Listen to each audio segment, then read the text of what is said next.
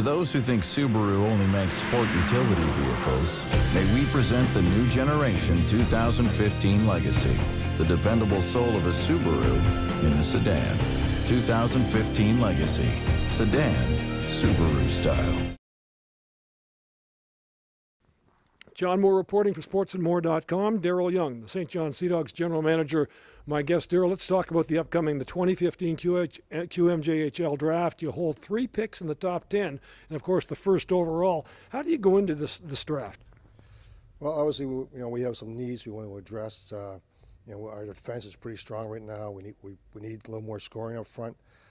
We need another goalie for the future. So we're hoping to come out of this draft with a couple top end forwards and a top end goalie. A lot of things can change at the draft, but are you confident that you'll have those 3 picks in the top 10 once the day unfolds? Maybe not in the top 10, but overall, I think before the 5th or 6th rounds over, I think we can find a good goalie.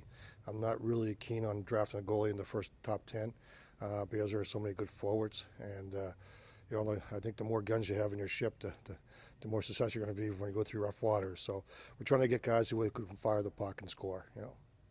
Speaking of guns, Shane Bowers had a pretty remarkable season here in the Nova Scotia Major Midget Hockey League, and depending on the list you want to read, he's the top pick, or maybe he's the number 3 ranked player. But in your eyes, what kind of player is Bowers, and is he a player that you're interested in?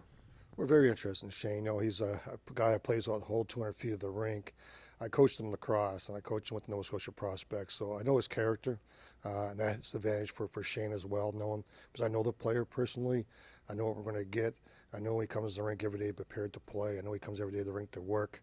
I know he has a great attitude. He has a Warriors mentality.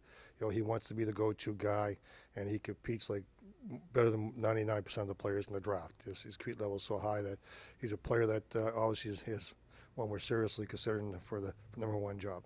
So you're drafting not by position in the first, but in the other 2 picks, if you still hold them in the first round, how much do you consider the position as opposed to just the player? Well, I think more it's the best player, and especially in the top 10 here. If we end up with a defenseman in the top 10, then we can always move another forward out, defenseman out for a better forward somewhere along the line. But we're also trying to move up. Let's not kid. I made an offer to Bathurst for number 2, very generous offer. I made an offer to Victoriaville for 3, and I'm talking to Cape Breton for 4. We're just not going to sit there and wait for 9 and 10. If we can be aggressive and move up and get the best players possible, we will.